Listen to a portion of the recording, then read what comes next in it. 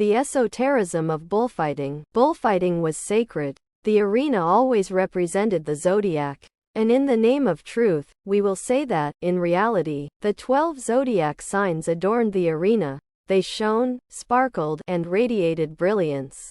The bullfighter represented the master, the apprentices were symbolized by the picadors, and the journeymen by the banderilleros.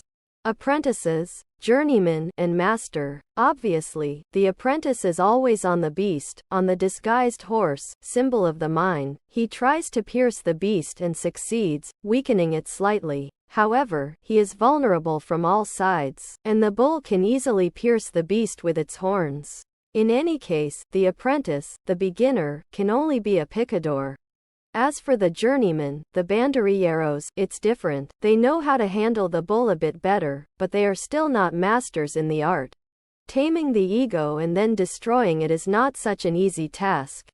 The master is different. Adorned with his hierophant's cloak, he must wield the flaming sword with great mastery, fight the bull marvelously, and finally, pierce it with the flaming sword. In Atlantis, yes, the kings of the entire continent attended this sacred event. Back then, bullfighting was not viewed from a profane perspective, but from an esoteric one. Once the event was over, all the kings drank the blood of the bull, as if to say they were ready, within themselves, to fight. At all costs, they wanted to disintegrate the ego, to turn it into cosmic dust.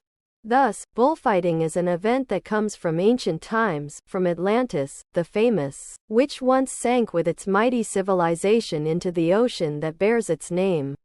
This is the esoteric aspect of the Taurine mysteries, which very few have understood. It is a shame that in these times, such mysteries have been forgotten. Thus, I repeat, originally, this bullfighting came from the Temple of Neptune, in distant Ulysses. So far, that is what I have to say about bullfighting. On the Hermetic art of Mercury, of profound significance, with its wings of spirit always open. We also see two animal-like figures resembling the dragon, which obviously represent the sulfur and mercury of the wise, and there is a heroic figure there, rising, standing near those dragons, as if to symbolize Hercules. Obviously, only through heroism can the fire arise or move up the spine of the Gnostic ascetic. At the base of it all, and as a foundation, there is a man, a very interesting human figure. His eyes are closed and meditative, reflection, his hair resembles plants, and fire itself surrounds the entire scene, an extraordinary fire, and the hieratic cross, as if to indicate that only through the crossing of the lingam yoni is it possible to awaken. The fire, in itself, it is deeply significant. In the background, the stars. Everything in it is marvelous. Now, we are presented here with nothing less than the heroic figure of a man. He has a hieratic aspect, his muscles are perfectly developed, and obviously, his head is adorned with symbols of ancient Egypt's pharaohs. This man represents the heroism required to accomplish the great work. The serpent has risen up his spine and reached his head, it seems tremendous. Making it rise through the spinal canal is magnificent. But, brothers, more extraordinary is to be devoured by the serpent. When one is devoured by the serpent, one becomes the serpent. That is why the ancient hierophants cried out, "I am a serpent." Here we see another very beautiful scene, and we thank the artist for presenting it to us. Truly, these works are very good. There, we see the priestess, the eternal feminine. She could never be absent between the two columns of the temple, Jachin and Boaz. Jachin is the masculine element, Boaz is the feminine.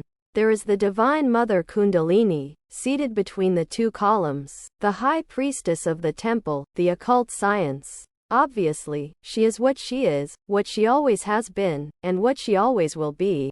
She, the priestess, is the divine cosmic mother seated on her throne in the second arcanum of the tarot. Without the Divine Mother, we could not make any effective progress.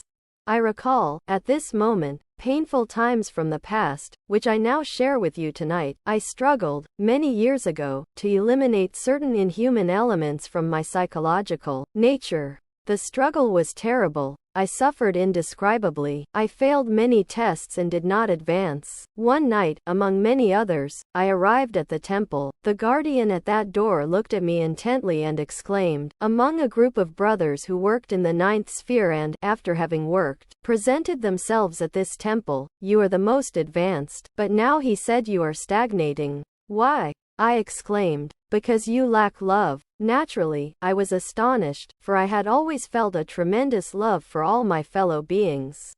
And why would I lack love? I argued with the guardian. He replied, because you have forgotten your mother. You are an ungrateful son, and an ungrateful son does not progress in these studies. I was frankly alarmed. My mother had passed away a long time ago, so I responded, but I don't know where she is. How can you not know where she is?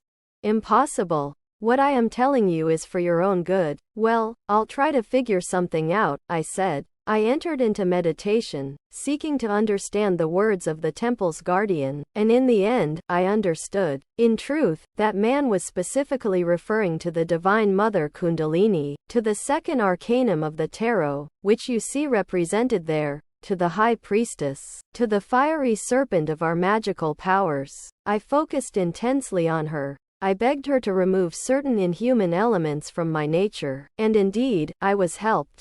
Devi Kundalini Shakti, the High Priestess of the Tarot, assisted me, and I was truly able to eliminate all those inhuman elements that we carry within ourselves. Now, only the being remains in me. The ego has already died and no longer exists within me. Thanks to that, only the being, through this insignificant person of mine, who is worth nothing, can freely teach, without the hindrance of the ego. Thus ends my words. Peace inferential.